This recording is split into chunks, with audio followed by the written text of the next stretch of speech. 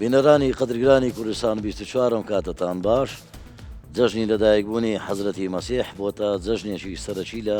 هەرێمی کوردستان کە لەلایەن پێڕەوانی ئاینی کریسیانەوە زیاتر لە 1500 ساڵە سادیادی دەکەنەوە. دەتوانین بڵین ئێستێ لە نێو ئێمەشدا وەکو مسلمان وەکو پێکهاتە جیاجەکانی دیکەش بۆ ئێمەش بۆتە جەژنێکی سەرەکی ساڵانە لەم یاد و بۆنەدا ئەم جەژنە بە پیرۆز دەزانین. ئەم شەو لە یەکێ لە کەنیسەکانی عنکاوەی پایتەختی هەرێمی کوردستان، مەبەستم شاری هەولێرە چکە عنکاوەش بەشێکە لە شاری هەولێر، لەگەڵ میوانانی بەڕێزم هەرێک لە مام قەشە زەیا شابا زۆر بەخێر بێ سەر چاوان، هەروەها کاک ئەمیر عوسمان بەڕێوەبەری گشتی پێکەوەژیان لە وەزارەتی ئەوقاف گەنگەشەی ئەم بابەتە دەکەین بە ئامادەبوونی ژمارەیەک لە هاو نیشتیمانیان و کوڕان و کچانمان لە پێکاتی کریسیان. بەخێر بێن سەر چاوان. مام قەشە بەخێر بێ. خێرانداربی سەلامەت بی. پێشەچی گوتم جەژنی لەدایکبوونی حەزرەتی مەسیح هەر بۆ ئێوە نێ، بۆ ئێمەش ئێستا ئێمەش ساڵانە یادی دەکەینەوە ئینشاءڵڵا. وەسفێکی ئەم بەیەکەوە ژیانە و ئەم بۆنانە، چونکە هەر بەتەنها بۆنەیەک نییە جەژنی لەدایکبوونی حەزرەتی مەسیح، کۆمەڵێک جەژنی دیکەش لە نێو کریسیانەکان هەیە. جا پێم خۆشە وەسفێکمان بۆ بکەی و باسی بکەی. فەرموو. پێشەچی زۆر سوپاستان دەکەین، زۆر بەخێر بێن. کەناڵی 24 ڕێز و احترامتان هەیە لە ئێمە. باوەشم لەبیر نەچێت نزیکی یادەکەین بالێتانی پیرۆزکەین. جەژنەکەشتان لێ پیرۆز بێ. سوپاس بۆ ئێوە، پیرۆز بێ لە هەموو لایەک بژیت. ئێوەی بەڕێز کەرم کە بەتەکیت ساڵانە ئەم یادە نوێ دەکەینەوە. ئەم جەژنە جەژنی لەدایکبوونی مەسیح کە ئەکەوێتە ڕۆژی 25 دوانزە لە هەموو ساڵێک. ئەمە وەکو کەنیسە مەراسیمی تایبەتمان هەیە. شەوی 24 بۆ 25 لە هەموو کەنایسەکانی عێراق و دەرەوەی عێراقیشدانی لە هەموو جیهان با بڵێن هەڵدەستین بە جێبەجێکردنی ڕێوەڕسمی قەدادیس بەو بۆنەیەوە تەبعاً، و خەڵکانی کریسیانەکان بە تێکران ڕوو بەرەو کەنایسەکان دەکەنەوە شەوی 24 بۆ 25 بەشداری دەکەن لە مەراسیمی قداس بەو بۆنەیەوە وەکو احتیفالاتێکی ئاینی پێ هەڵدەستین بە بۆنەی لەدایکبوونی حەزرەتی مەسیح. ئەمجا طبعاً ئێمە کەنایسمان زۆرە طبعاً و طقوسیشمان هەمووی نێزیکە لە یەکتری، کێشەمان نییە لەم بابەتەیەوە بەتاکید. ئێمە هەست دەکەین طبعاً کە ئەو بەشداریە ئەو کە هەیە لە هەرێمی کوردستان بە تایبەتی پێکەوە هەمومان پێ جیازە لە ناوچەکانی دیکەی عێراق ئەوەی کە لە کوردستان هەیە. من وا هەست دەکەم زۆر باشە دێم وڵات. کاگەمیر ئەو کللتوری بەیەکەوە ژیان و فەرهەنگی لێبوردەی لە نێوان پێکهاتەکان خەریکە شتێکی جوان پیشانی دنیادا، یعنی ئەوە قسەی من نییە. خەڵکانێک لە دەرەوە دێن وەسفی بەیەکەوە ژیانەکە دەکەن. تەنانەت هەرێمی کوردستان و پەرلەمان و حکوومەتی هەرێمی کوردستانیش یەکێک لە خاڵەکانی شانازیەوەیە کە پێکهاتەکان لە نێو هەرێمی کوردستان بەیەکەوە دەژین بەبێ هیچ کێشەیەک. چێ هۆکاریەوەیە؟ هەڵبەتە من لە پێشەشی دەمێ سوپاسیشی بەڕێزی مام قەشە زەیە و ئەو خوشکوبرا ئازیزانە بکەم لە شارۆچکەی عنکاوە لە قەزای عنکاوە. من وەکو بەڕێوەبەری پێکەوەژیانی ئاینەکان گەرمترین پیرۆزبایی لە خوشکوبرانمان لە پێکاتی کریسیانەکان دەکەین. هیوادارم هەموو ساڵێک جەژنی سەری ساڵ لە کەشەشی ئارام لە کەشەشی دۆستانە و ئاشتیانە بەسەر ببن. هەڵبەتە ئەمە ڕەهەندی زۆرە کاکێ سەهێنجان و پرسیارەی کە بەڕێستان کردان سەبارەت بەوەی کام هۆکار ئەوانە چێن یان ئەو فاکتەرانە چین وا لە پێکەوەژان دەکات لە هەرێمی کوردستان. ئەم قۆناغە جوانانەی بڕیوە ئەمە ئێستا لە قۆناغێکی تری زانی کاگەمیر ئێستا لەو سەروبەندەی کە من تۆ گەنگەشە دەکەین لەوانەیە کریسیانەکان شایەدیەوە بۆ بدەن لە هەندێک لە وڵات تاوەکو ئێستا لەم سەردەما کێشە لە نێوان ئاینەکان هەیە. یعنی ئەگەر سەیری وڵاتانی ئەفریقی بکەی تاوەکو ئێستا شەڕ هەیە لە نێوان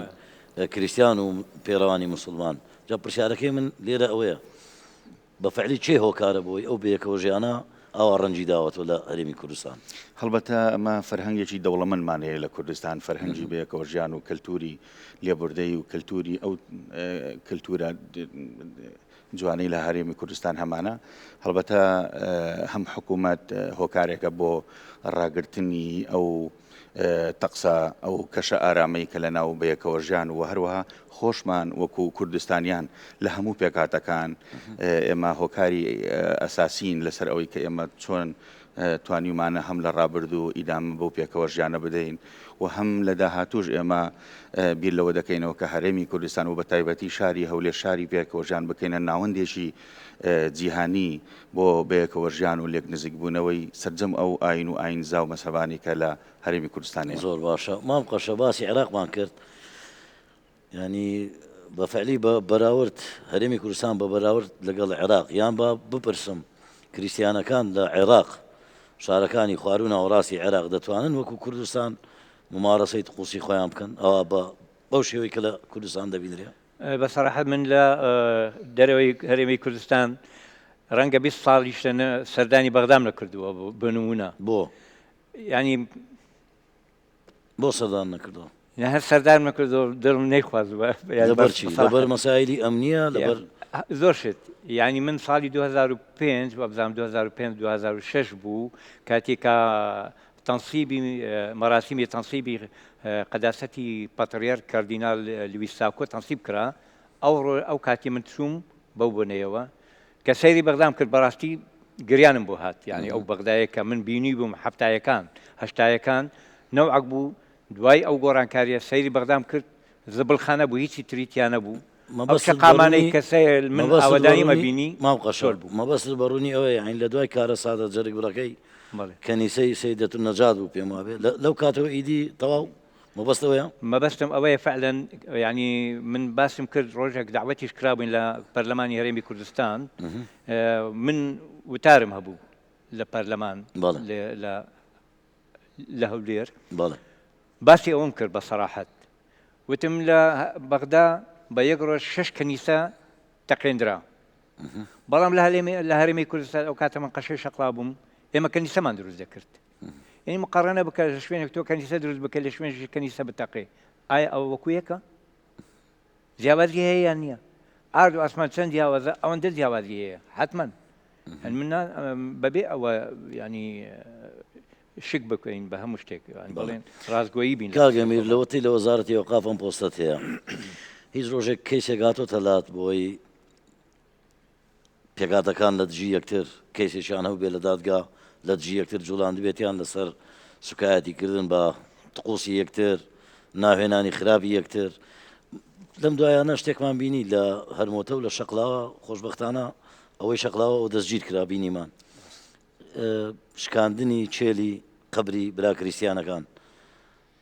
هیچ کەسێک هاتووە لە دژی یەکتر پێکاتەکان یەکتری تۆمەتبارکەن؟ خۆشبەختانە سوپاس بۆ خۆی گەورە هەتا ئێستا کە لە ماوەی ئەو چەند ساڵی بە تایبەتی لە کابینینەوە تا ئێستا کاکسەهێنجان هیچ پێکاتێک لە پێکاتەکانی کوردستان هیچ ئاینێک لە ئاینەکانی کوردستان بە شکلێکی ڕسمی شەکوا بکەن یان سکاڵیان هەبێ لە دژی یەکتر. سپاس بۆ خۆی گەورە ئەو چێلگە جوانەی کە ئەو ژینگەی لە هەرێمی کوردستان ڕەخساوە هەلو مەرجێکی لەبار و تایبەتە بۆ هەموو ئاین و ئاینزاکان کە بیانەوێ بەبێ سانسۆر طقوساتی خۆیان بکەن، عیبادەتی خۆیان بکەن، ئازادانە پەیڕەوانی ئاینەکانی خۆیان بکەن و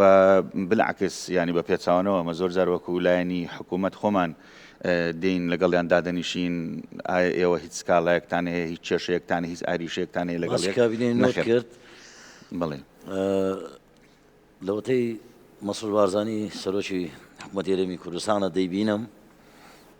لە مێدیاکانیش دەیبینین تەنانەت لە ڕۆژی ئاڵاش پێکاتەکان لە دەور و بەری خۆی کۆ دەکاتەوە شانبەشانی پیاوانی ئاینی بڵێ موسڵمان و یەزیدی و کاکەیی و کریسیان هەمووی بەیەکەوە لە ڕۆژی ئاڵا کاک مەسعود ئەوانە لە دەوریان دەبیندرێ ئەوە چ دەتانوێت دەتانەوێت چ بە خەڵک بڵێن؟ ئەمڕۆ ئێمە بینیمان تابلۆیەکی جوان لەسەر مستەوای هەرێمی کوردستان ئەو تابلۆ ڕەنگە و ڕەنگە ئەو باخچە جوانە سەیدەکەی هەمویان لەژێر پەرچەمی ئاڵای کوردستانیانە بەیەکەوە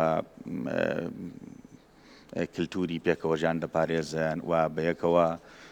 ممارەسی ژانی خۆیان دەکەن و بەیەکەوە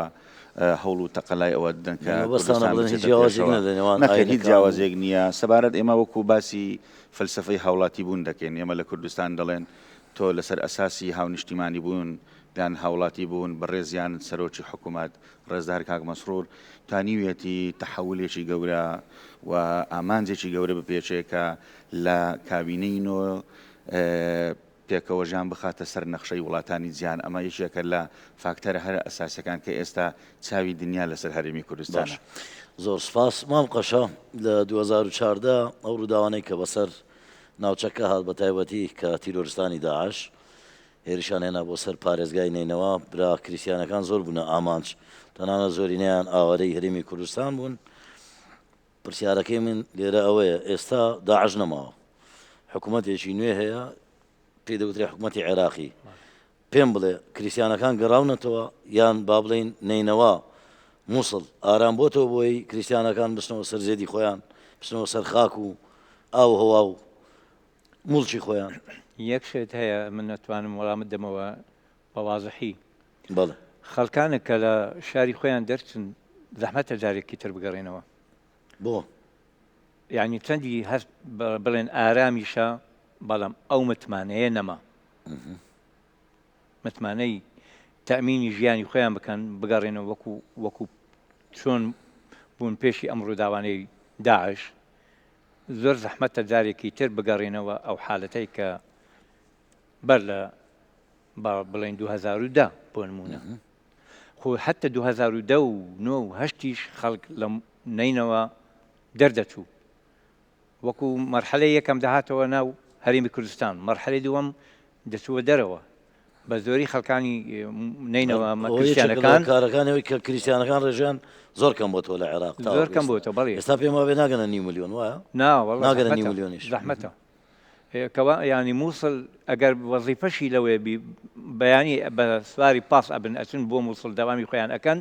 دوای نیۆڕۆ ئەگەرینەوە ماڵی خۆیان یان دهۆکە یان عنکاوەیە یان ئەم شوێنانەیە بۆ نمونە یان بەغدەیدا قەرەقۆش تا حدێک ئەهوەنترە مناسبترە چونکە کریسیانەکانی هاتوو بە شەو نمێنەوە بە شەو لەوێ نامێننەوە کاگەمانێت چۆن دروست بووە لە هەرێمی کوردستان بۆ کریسیانەکان کە بێن دەبینی مام قەشە دەڵێ بە ڕۆژ دەچن ئەگەر داوامیش و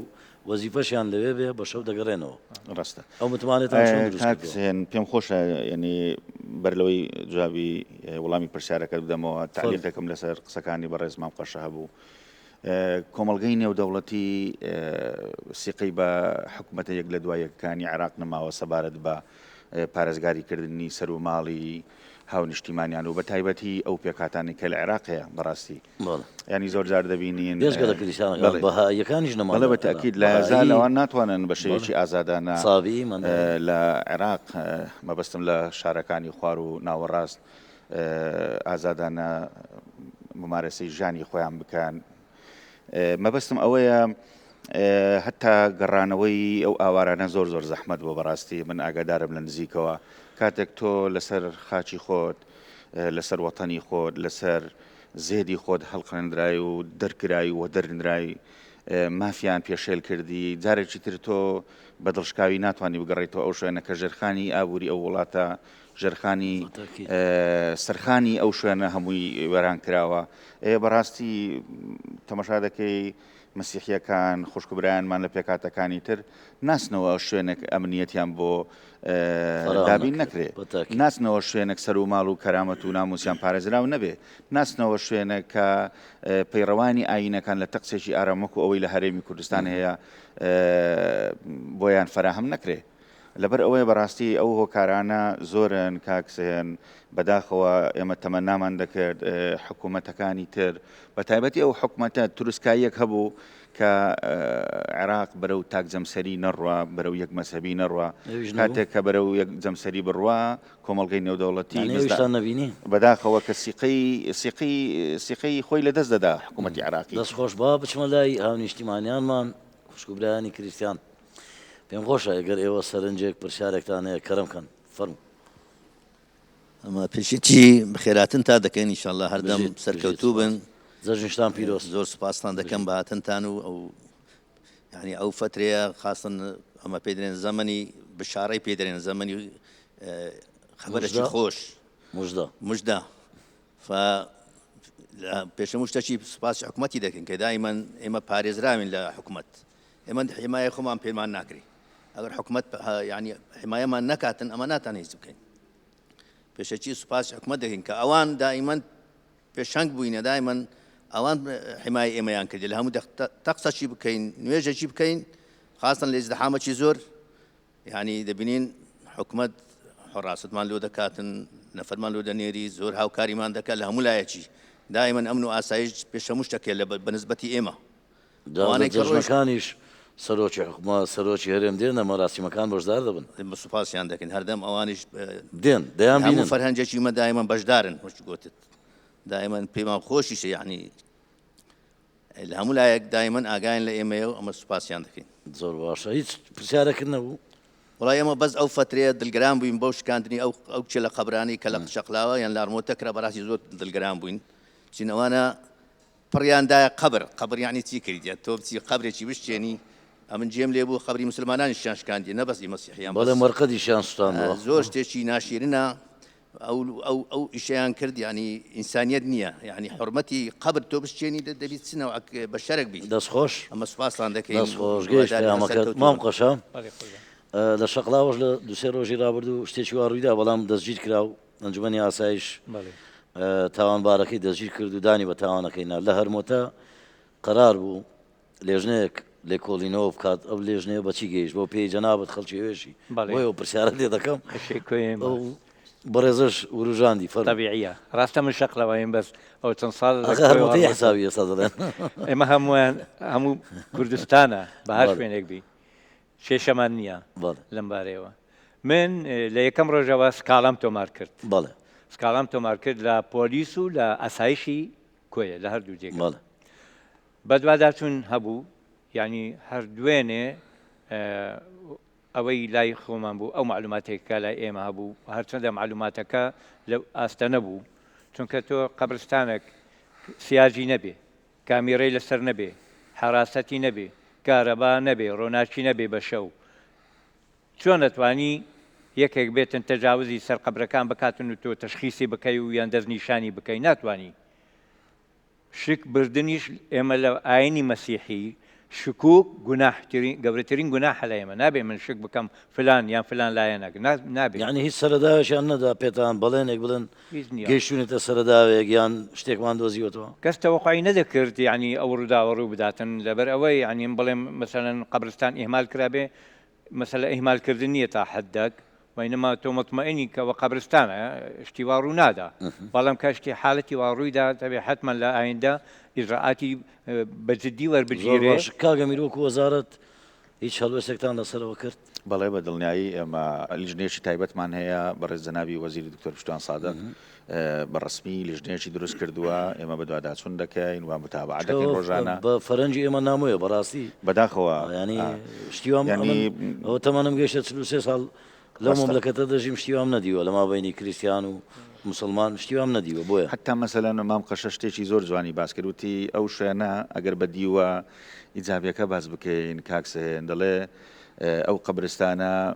سیاجی نییە دیواری نییە ئەوە دەلالەتی بڵێ دەلالەتی ئەوەیە کە ئێمە پێویستمان بە سیاج نەبووە ئەو فەرهەنگە دەوڵەمەندە ئەو کەلتورە دەوڵەمەندەی لە شاری کۆیە هەیە لە شارۆچکەی کۆیەکە هەموو مسلمان و مەسیحی و جوو ئاینەکانی تر فەرق نییە لە بینیان ینی لێ چەند جیاک ناکەیت یان جیا ناکەیتەوە ئەوانە مسلمانە ئەمە مەسیحیە ئەمە جووە ئەمە ئاینێکی ترە ئەمە سەر بە مەسەب و ئایدایشی ترە حاڵەتە دووبارە نەبێتەوە ئێوەی پیاوانی ئاینی بە مسلمان و بە کریسیانەوە بە تایبەتی کریسیانەکان سەردانی وڵاتان دەکەن یان کە شاندی وڵاتانی دەرەوە دێنە کوردستان ئێوە دەبینن لە دانیشتەکان ئەو شاندانەی کە دێن یان کە دەچنە دەرەوە لەگەڵیان کۆ دەبنەوە گفتوگۆ دەکەن چۆن ئەوان دەڕوانن لەو پێکەوە ژیانی هەرێمی کوردستان حەزم لێ بەبێ مجاملە خوانە خواستە یعنی ئەو واقعەتەکە چییە چ دەڵێن بەرامبەر بە ئێمە ئەو قسانەمان بۆ بگوازەوە ڕژێک لە ڕۆژان میوانێکمان بۆ هات هەر لە کوێیە بووم ئەو کاتەش میوانەکە پۆڵۆنی بوو پۆلۆنی بوو کە باسم بۆ کرد سەرسڕمان بوو وتی وەڵاهی وتیەوە لە پۆڵۆنیا وان نییە بەو شێوەیە بەو ئسلوبە وەڵامی منی داوە وتم کاکە وەڵی لێرانە من دەستمە ناو بازار یعنی ڕێز و تەقدیر و احترام دووەمین شت کەس ڕۆژێک لە دەرگای کەنیسەی ئێمەی نەداوە بڵێ ئەوە چیەکەن و نازانم چی و وەکو متابعایان مڕاقەبا و شتێک بە هیچ شێوەیەک و بەعکسەوەش کە جەژن دێتن ئێمە پەرۆزبایی لەگەڵ یەکتری دەکەین نامە لە بۆ یەکلێری دەرێن وەڵە ئێستا بە مۆبایل هەمووی نامەیە هاتووت و کەمتر بووە ئێستا ئاسانکاری پیا بووە ئێمە وای دەهاتووە ئەگەر نا خەڵک پێشان سەردانی یەکتریمان دەکرد هاتە کریسیانەکان بە کۆمەڵ دەچوونە لای یەکتری ێستا لە ناخۆشیەکانی ژەر لە ناخۆشیەکانی یەکتر دەکەین ینی لە پرسە پێشی یەک هەفتە پرسەنامەکە بوو لە کۆیە دەوەڵی لە 1990 مسلمان بوون لە 10 کریسیان بوون ئەوانی هاتوونە تازیەکەی من دانیشت بووم پرسەکەشی کریسیانەکان بوو کریسیانەکان بوو لە 1990 خەرچی کوردی مسلمانی کۆیە ینی بە کۆمەڵ داهاتون لە ڕۆیشتن پێم خۆشە بچمەوە لای ئەو میوانە بۆ ڕێزانە و گەنجانە ینی کوردیەکە زۆر باشە قسە دەکەی ئەدی بۆ گلیان دەکردیان خەڵکی عنکاوە کوردیان باش نییە نا زۆربەی زۆریان کوردیان باشە ئێستا تێکەڵاویمان زۆرە ستا کوردی زۆر باشە وەنیا مرداحی لە هەرێمی کوردستان وەکو گەنجێکی مەسیحی هیچ هەست بە جیاوازێک دەکەی لە مابەینی من کە مسلمانم ئەتۆ کریسیانی هیچ جیاوازی نییە لەلایەن حکوومەت لەلایەن ئیدارەی شار جیاوازی نەمنەوە نانا نە بەجددی ئەگەر شتێک هەیە پێم بڵێ نا هەمومان لەگەڵ یەکتر دەژین و تەعاملمان باشە لەگەڵ یەکتر ئەو شتێکی زۆر باشە ینی هاوڕێ زۆرێ لە هەولێرە هاوڕێی مسلمانە زۆرە لە قوتابخانەم هەبوو قەت کێشەت هەبووە لەگەڵیان ناقەت با گەنجێک کەش قسە بکە ئەتو قسە بکە ئەتۆ هیچ کێشەیەکت هەبووە لەگەڵ هاوڕێکانت کە مسلمان بوون من زۆر برادری مسلمانم هەیە زۆر برادری کوردم هەیە سڵاو ڕێزم لۆیان هەیە بەڵام بەداخەوە یعنی هەندێک شتی تائیفی دەبینین لە هەرێم